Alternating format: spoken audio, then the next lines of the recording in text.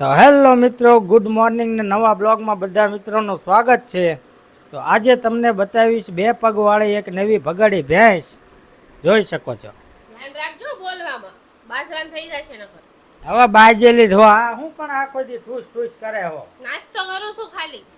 આ નાસ્તો હે, આ તારો ડો 2 કિલો લઈને તો તું બેઠી હો. નાસ્તો જ છે હવે.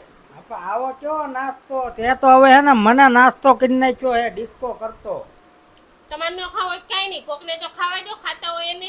હવે પાયણા પછી તો ભૂખ દીધી હે આ બધું ખા ખા કરી. દાસુ જો કરે એ ભગાડી ભેંસ જેવું ઓદમ કોદો. છેલ્લી વાર કહી દઉં છું, હવે એવું ન બોલવા. હા તો એવું જ બોલવાનું થાય છે. ભગાડી લાગે એટલે ભગાડી જ તે. અને આ કેટલા રૂપિયાનું આવ્યું તેમ કહેતો? કેટલાનું લાવી હો? આ છે ને ગારિયાધારની સ્પેશિયલ કળી કહેવાય આને. હવે કળીમાં તે હે ને મારી કળી જેવો મને કરી નાખ્યો, ઠૂસીને થાય મોટી પાડા જેવી. બોલવામાં ધ્યાન રાખજો. જો આ કળી કેવી લાલ દેખાય છે ને, હું જો તમને ફરીને તો આવા જ લાલ કરી નાખીશ. હવે લાલ વાળીની ધામા હવે નકર હે ને ઘર ભેગીની કિન નાખી, તને રહેવા નહીં દઉં. સાના માના રો, આ ઘર લીધું છે મેં એકલી હો. આ હે ને નકરા મોટા ને મોટા ગોળા ઠોકાય, એ ક્યાં જ પૈસા લાવી કે કામ ધંધો કરતી નથી. સાના માના રો, તમારે કરતા વધારે કામ કરું છું. હવે આખો દી હે ને નકરું હે ને ખા ખાન ઠૂસ ઠૂસ. પછી એમ કે મારે વજન વધે, હવે ડોક્ટર પાસે દવા લેવી પડી છે. ડોક્ટર તો ના પાડે, આ નહીં ખાવાનું, ઓલું નહીં ખાવાનું, પેલું નહીં ખાવાનું. આપણે ખાવી નહીં તો બિચારા દુકાન વાળાને ખાઈ વેચાય ખરું. તમે જ કયો લ્યો સાચું. હા જાણે દુકાનો બધી તારા ઉપર જ હાલતી છે હે ને.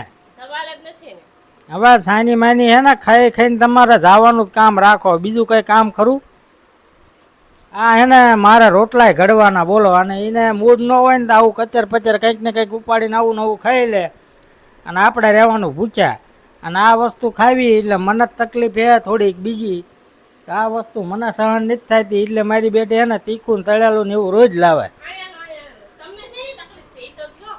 મને બહુ મોટી તકલીફ હે, નથી કીધા જેવી હવે તને. કયો હવે. નથી કેવું. અને આ હે ને આના મગજ નથી બરોબર, અને આનું કોઈ હે ને માથે લેતા નહીં, કારણ કે આ હે ને નકરું ખાઈને હે ને નકરું પાડા જેવું જ છું. જો આની કરતાં હે ને થોડીક પાતળી બાયડી મળી હોત ને તો સારું હતું. અને આ તો ભૂખ દે.